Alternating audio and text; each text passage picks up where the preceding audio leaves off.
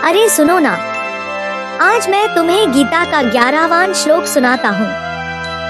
ये श्लोक दुर्योधन की सोच का एक छुपा हुआ पहलू दिखाता है, जहाँ उसकी प्लानिंग डर के चेहरे के पीछे छुप जाती है।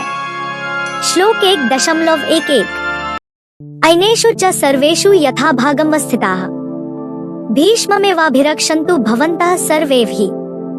दुर्योधन कहता है, मेरे सेनापतियों, तुम सब अपने अपने पोजीशन पर बने रहो और हर दिशा से एक एक योद्धा भीष्म पितामह की रक्षा में स्थापित करो।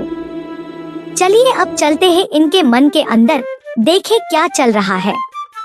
Insight 1 excessive dependence on a central figure.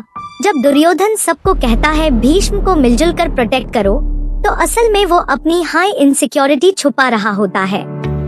उसे पता है कि भीष्म उसका मॉरल शील्ड है। ये एक मानसिक कोपिंग मैकेनिज्म है। जब हमें लगता है हम खुद मजबूत नहीं हैं, तो हम अपनी पूरी जिम्मेदारी एक ताकतवर व्यक्ति पर डाल देते हैं। ये एक निशानी है एक्सटर्नलाइज्ड कंट्रोल और डिपेंडेंसी की। Insight 2 over compensation due to internal fear. सबको भीष्म की रक्षा के लिए कहना ये कोई चालाक योजना नहीं, बल्कि एक इमोशनल ओवर रिएक्शन है। अगर आप खुद पर भरोसा नहीं करते, तो हर स्थिति को आप प्रोटेक्ट मोड में देखते हो। इसको कॉग्निटिव ओवर कॉम्पेंसेशन कहते हैं, जहां डर खुद को डिसिप्लिन के रूप में छुपा लेता है। Insight 3 trust deficit and obsessive control. Duryodhan चाहता है कि सब लोग सिर्फ भीष्म को देखें। शायद इसका मतलब है उसे अपनी बाकी सेना पर पूरा भरोसा नहीं।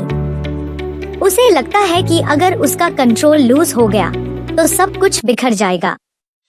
ये एक ऑब्सेसिव कंट्रोल की साइकोलॉजी को दिखाता है, एक आम लक्षण उन लोगों का जो चिंतित, एंग्शियस या इनसिक्योर होते हैं।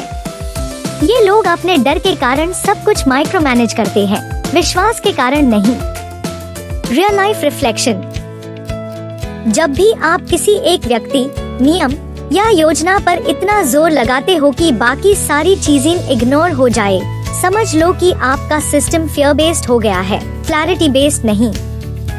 गीता कहती है, जो व्यक्ति स्थिर मन से निर्णय लेता है, उसकी योजना और सुरक्षा में भी शांति होती है, घबराहट नहीं। गीता का ये श्लोक एक सीख है कि कभी भी किसी एक व्यक्ति को भविष्य मत मान लेना। तुम्हारा कॉन्फिडेंस तुम्हारी क्लैरिटी में होना चाहिए, किसी और के कदमों में नहीं। तो याद रखो, जो अपने डर को प्लानिंग के नाम पे छुपाता है, वो कभी सच में जीत की योजना नहीं बना सकता। अपना विश्वास किसी और पर नहीं, अपनी क्लैरिटी पर रखो, वही है असली शक्ति। तो मिलते हैं कल नए श्लोक के साथ। तब तक बोलो मेरे साथ, राधे राधे। और हाँ, लाइक, कमेंट और सब्सक्राइब करना मत भूलना।